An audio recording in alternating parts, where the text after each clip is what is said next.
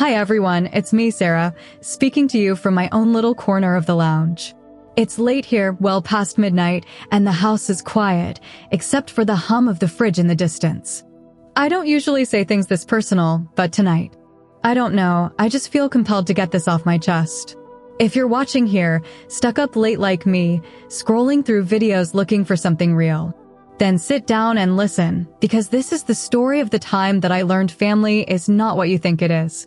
Think about it, an envelope in a drawer, scribbled on in my mom's neat handwriting, emergency fund. It was our backup plan, the one that would protect us if life wasn't fair. But when I needed it most, for something as scary and unexpected as doctor's bills, it wasn't there. Gone. And why? My own brother had borrowed it for a trip to the beach and didn't even have the common courtesy to inform me. Yeah, that came crashing down on me like a ton of bricks. Hang in there, because this isn't just about money. It's about trust, betrayal, and learning to stand on your own. So, let's begin. Let's start at the beginning, because if you're going to understand why this is going to sting so badly, you need to know about my family. I grew up in a small Ohio town, the type of town where everyone knows your business, and the most exciting thing that happens all year is the county fair. My parents were Tom and Linda, salt-of-the-earth types, high school sweethearts who began life together from scratch. My dad was employed for 30 years at the local hardware store, fixing things for neighbors and coming home each night with stories of how he helped someone out. Mom was a teacher, the type of teacher who made school enjoyable with her ample stash of stickers and compliments. They weren't rich, but they were economical. That's where the emergency fund came in. I remember the day they first brought it up.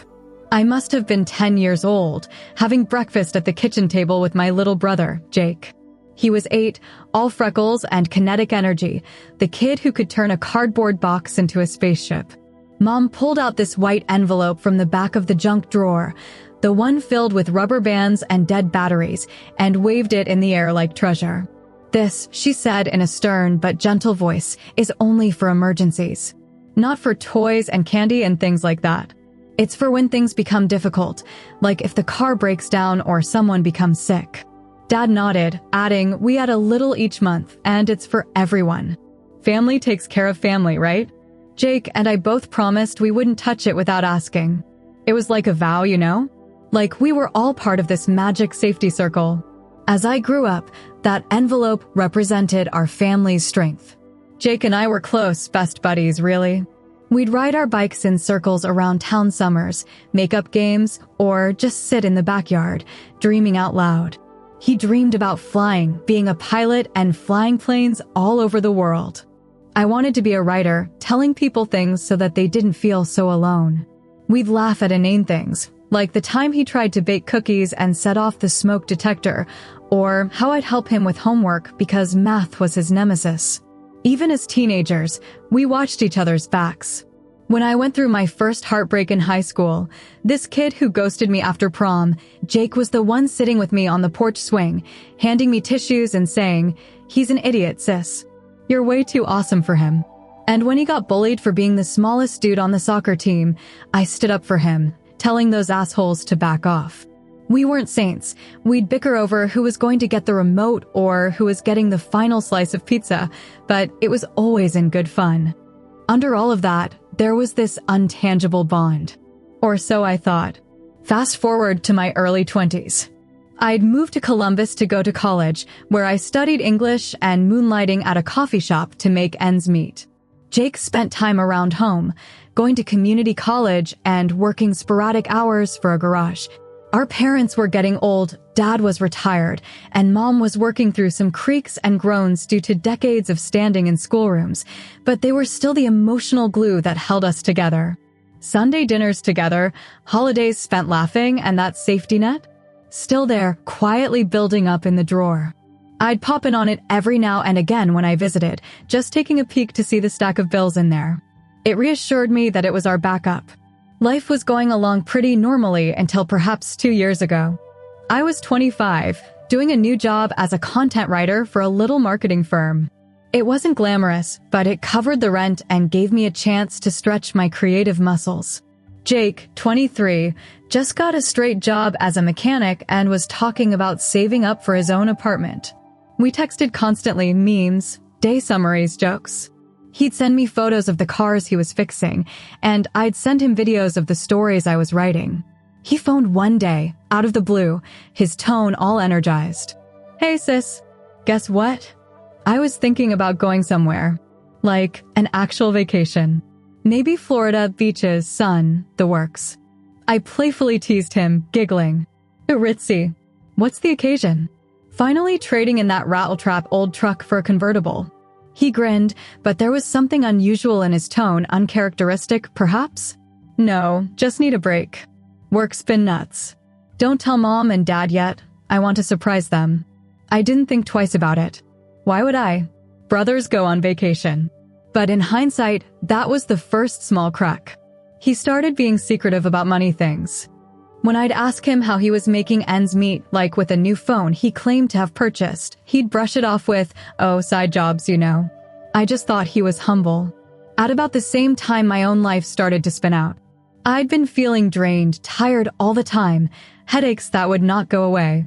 At first, I chalked it up to stress about working deadlines and sleeping in my office. But then came the doctor's visit. It was not anything life and death, thank goodness, just a circumstance that needed some tests and treatments to put it in order. Consider on the scale of something doable, like thyroid issues, but it ended up in surprise bills totaling. Some was taken care of by insurance, but not everything, and I left staring at a stack of bills that dropped my stomach. I remember sitting in my tiny apartment, the papers strewn across the coffee table, my fingers shaking as I added up the numbers. How am I supposed to handle this? I thought. Rent was due, groceries, and this? I did not want to bother my parents. They had enough on their plate with dad's minor health accommodations and mom's retirement savings. But I knew of the envelope. It was for emergencies, wasn't it? This had seemed like one. So I drove home that weekend, my heart pounding all the way.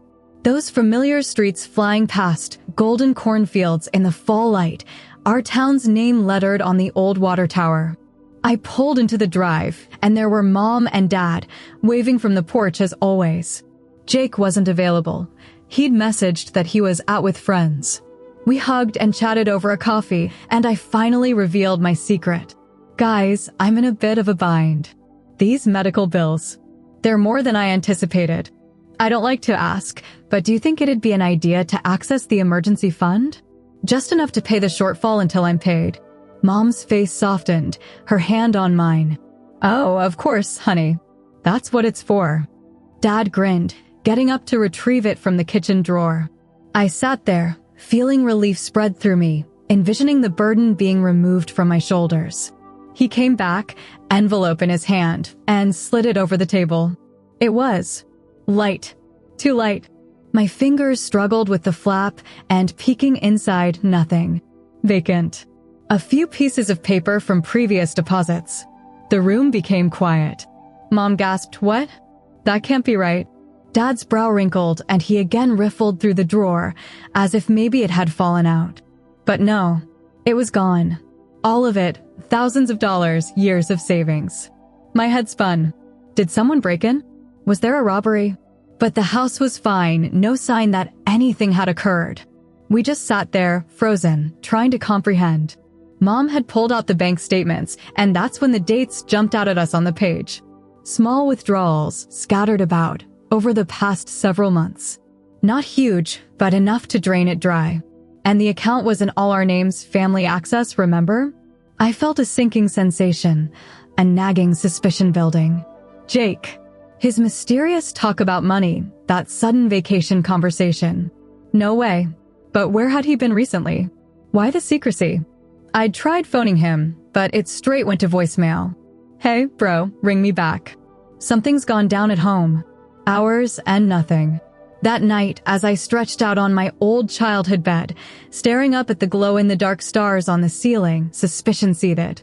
He's my brother. He'd never. But the facts were piling up, and I couldn't set them aside. Had our relationship been one-sided? Was there something with him that I didn't know about? The next morning, Jake finally showed up, his face looking guilty as he walked in the door. Mom and Dad were sitting in the living room, their faces tense. I was pacing the kitchen, coffee mug wrapped in my hand, my nerves raw.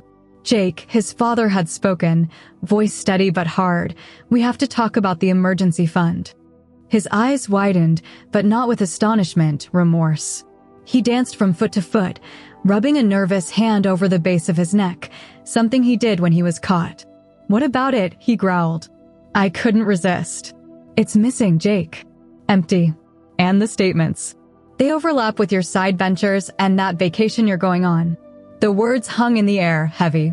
He glared at me, then the floor, and breathed a sigh. "Okay, I did take it. But it wasn't such a big deal. I was going to get it back." The room spun. "Not such a big deal?" I felt like the ground had dissolved. "You stole it?" "Why?" My voice cracked, but I went on. "Mom and Dad saved that away for years. That was for everyone." He plopped into a chair, avoiding our eyes. "I needed a break, okay? Work's been killing me, and I just wanted to go to Florida. Get some sun, clear my head. I figured I'd take it and bring it back before anyone even noticed it was missing. No harm done." "No harm?" I gazed at him, this man I knew like the back of my hand, and it was as if I was looking at a stranger. The vacation photos he'd been taunting on Facebook, palm trees, waves, now made total sense. He already gone, spent the money on flights and hotels, while I was fighting just to pay bills. "You knew I was having trouble," I breathed, the sting of tears. "Why didn't you say something? We're family." He shrugged, mumbling, "I didn't want to worry you. Thought I could handle it." That was the shock, the stunning revelation that hit me in mid-novel, right there in our kitchen. My brother, my friend, had lied to us for selfish freedom. It wasn't the money, it was the lies, the duplicity. I excused myself, going out into the backyard, the very same one where we'd played as kids. The swing set was now weathered, creaking in the breeze. I sat in the grass, my arms locked around my knees, and let the emotions wash over me slowly, like waves cresting. Anger, first seething, surfacing as I spoke his falsehoods. How could he? Everything. And then shock. This is Jake. My little brother. The one who swore. Memories flashed before my eyes, him standing up to the playground bullies for me, the two of us stealing secrets in the bed by flashlight. Was it all a lie? The agony pierced deeper, solidifying into a hollow in my chest. I was so alone, like the earth at the core of my existence had disappeared. What if I couldn't pay those bills? What if this destroyed our family? Tears followed then, first quiet weeps that later turned to shoulders-shaking weeps. I wiped them away with my sleeve, grumbling to myself, why wasn't I good enough for him to trust? It wasn't an immediate breakdown, it was days. In Columbus, I stayed awake at night, replaying the fight. Jake apologized, sort of. "I'm sorry, sis. I'll make it right."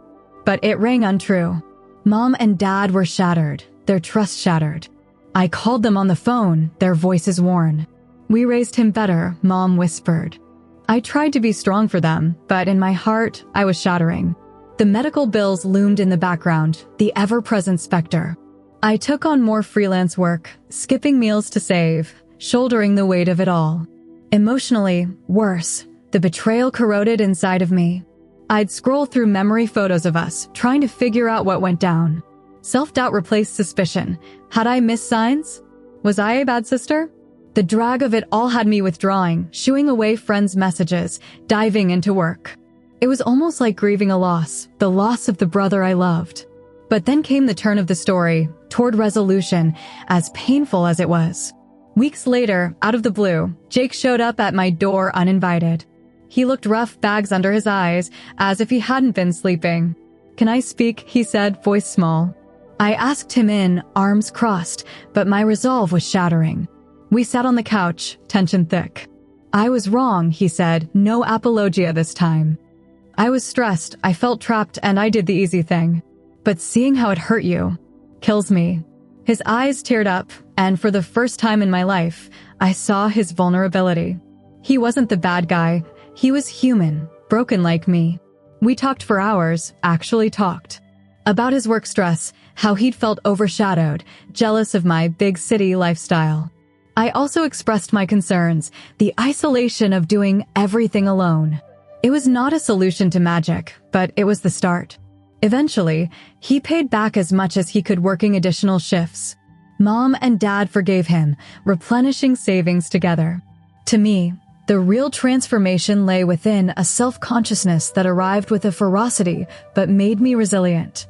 I couldn't have relied on that envelope, or family for that matter, as my only backstop. I had to build my own financially, emotionally. I set up a savings account, cut budgets, and even scrounged around for free resources for my health initiatives. But more importantly, I learned that trust can break, but can be rebuilt too, if you are willing to do the work. Jake and I are rebuilding, one honest conversation at a time. It ain't perfect, but it's actual. And that betrayal? It taught me about resilience, the kind that comes from gathering up the pieces yourself. Phew, much to process there. If you've hung in there with me, thanks for hearing me ramble. Stories like these remind us that life is complicated, but we're stronger than we realize. Family bonds can stretch and snap, but they can mend too. I guess that's the moral. Don't let one betrayal define you. Make your own resiliency and cling to the good memories. If you ever went through something like that, I would be really interested in hearing back from you in the comments. And if this video struck you even slightly, don't forget to like, subscribe, and enable that bell.